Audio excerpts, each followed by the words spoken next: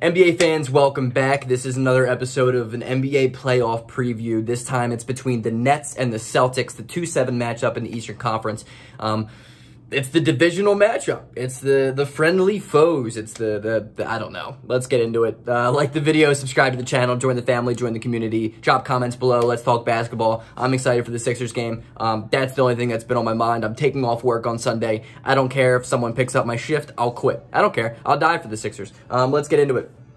So, personally, it's Kyrie versus his old coach, you know what I mean? His old coach, his old team, his old friends, his old foes. It's going to be interesting, and that's the only storyline in this series for me.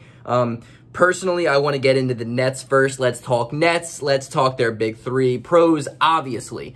This team has a generational offense. I think this team is one of the most unique constructed teams ever. They probably are, to me, the most uniquely constructed team in the history of basketball. You have three guys who are top 10 players in the league, arguably. Maybe not Kyrie, but they are generational scorers. They're generational offensive guys. One who has been there and done that and won championships, despite, you know, it being a corny championship. But, you know, I'll give you your flowers, KD. You deserve it. But this offense is super legit. I mean, obviously, I'm not having any breaking news here when I say this Nets team is going to be a tough team to beat in 4 games. Like, if it's borderline impossible to beat this team 4 times out of 7, and you're really going to have to hope for just some really off shooting nights by all 3 of them. And how often does that really happen? Let's talk cons. I mean, their defense sucks, but kind of a pro is that their defense has been bad. And that's weird, but their defense isn't historically bad. I mean, they're not the worst defensive team in the NBA this year. They've improved drastically from the beginning of the whole experiment to now. This team has been better defensively, but just matchup-wise, it's going to be really weird. I don't know who you put on Tatum. I mean, maybe Kevin Durant, but their defense is not good. I mean, you're going to roll out a starting lineup of Kyrie, James Harden, Joe Harris, Kevin Durant, and DeAndre Jordan. No one there is a defender. I mean, they don't have a single guy who can really shut down an opposing player. So Tatum should be able to get his buckets. But the thing is, it's not enough. That's not enough. And when it comes to another con, it's like, is chemistry a thing in the NBA? Like, is chemistry important?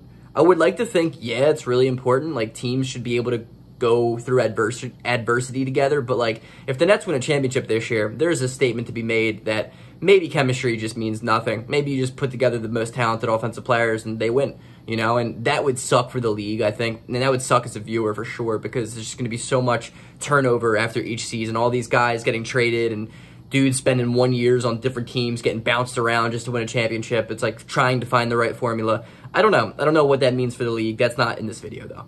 So let's talk Celtics. Pros is they still have Jason Tatum. I mean, I would say they probably have the better coach in the series, too. But Jason Tatum is lethal. I mean, that man goes out and gets buckets. But at the same time, it's such a con because they had to have Jason Tatum drop 50 points in a play-in game just to beat the Washington Wizards by, like, 10 or whatever it was. That's not a good sign. Like, that's not good for Celtics fans. This Celtics team has been so devastatingly injured all season long. Kemba Walker I refuse to believe that man will ever be good again. He's not an NBA player. I mean, he's a good player, but for the amount of money he's making, no. He's not a number 2 on a team. And he's the Celtics number 2. Time Lord got hurt last night. Marcus Smart got hurt last night. And I don't know if they're going to miss anything. They're probably not, but an injury is an injury. Jaylen Brown's out for the year, and that's devastating. Because I think Jaylen Brown is such an important player, obviously. Arguably, he's better than Jason Tatum at times, but the team is disappointed all season long. And the fact that they had to have Jason Tatum drop 1 million points, and they still lost. I mean, and they still won by 10 points against the Wizards. That man can drop 50 a night versus the Nets, and they'll lose. They will lose every single time. And that's why my prediction is simple. This video is quick today. The Nets in 4. I don't see the Celtics even being able to win a game. I mean, you saw Brad Stevens today as I'm making the video, but yesterday, if I'm going to post this tomorrow, a lot of inception going on there. Brad Stevens was like, oh, that team's so great as a fan in the NBA. It's going to be really fun to watch them. It's going to be hard to beat, but we'll try our best. Bro, what? I think you're a great coach, Brad Stevens, but that is the worst pep talk I've ever heard a coach say in my life. Imagine trying to go out there on a Celtics team after your coach is like, yeah, there's no shot you guys win. Like, I don't understand that at all. So my simple prediction is Nets in 4. I think this is going to be not a fun series to watch at all. I just don't think the Celtics are good. I didn't think they were good with Jaylen Brown. I think all season long they've been terrible. I think Kemba Walker is the epitome of just disappointing.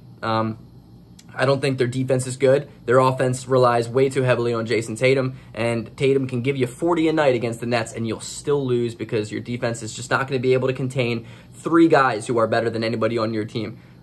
Yeah, I'll stick with that. You know, the Nets have the 3 best players on the court at all times, basically. And the thing is, with that, you don't even have to have all 3 of them out at the same time to just be better than the Celtics.